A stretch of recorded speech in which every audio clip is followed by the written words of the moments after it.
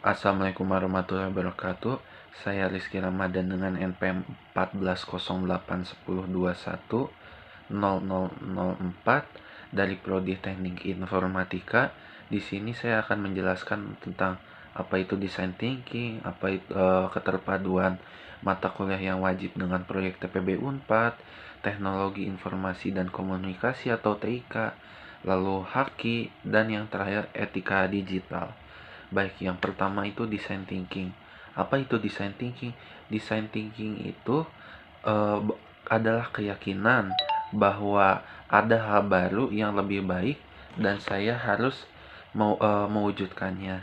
Nah, proses design thinking ini dibagi tiga secara garis besar, yaitu penemuan masalah, identifikasi dan visualisasi dari masalahnya, dan ide dan prototypingnya. Nah, selanjutnya itu ada keterpaduan. Yang pertama itu integrasi proyek TPB dengan Pancasila dan kewarganegaraan terletak di mengontekstualisasikan ideologi dan filosofi Pancasila dalam topik kewarganegaraan dan Pancasila ini, sehingga diharapkan terrealisasikan aksi nyatanya. Yang kedua itu agama. Agama berfungsi sebagai penuntun atau refleksi dalam setiap permasalahan yang muncul dan bisa dijadikan sebagai landasan atau bagian dari solusinya. Lalu yang ketiga bahasa Indonesia. Kunci dari proyek TPB yang sukses adalah cara berkomunikasi yang baik. Disinilah bahasa Indonesia masuk dan berperan penting dalam keberhasilan proyek ini. Dan terakhir adalah OKK. OKK sebagai wadah dari ide-ide kita untuk mengimplementasikan dalam bentuk usaha-usaha sosial yang sebelumnya kita telah diskusikan bersama. Yang ketiga adalah TIK atau Teknologi Informasi dan Komunikasi.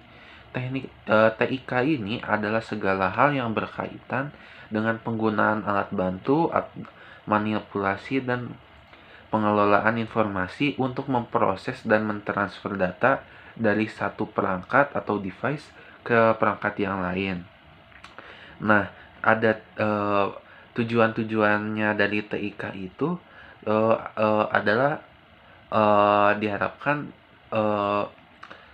kita dan yang lain dapat bersikap kritis, kreatif, dan apresiatif terhadap penggunaan teknologi informasi dan komunikasi, dan pada akhirnya diharapkan dapat terampil dan memanfaatkan teknologi informasi dan dalam kehidupan sehari-hari secara baik dan benar.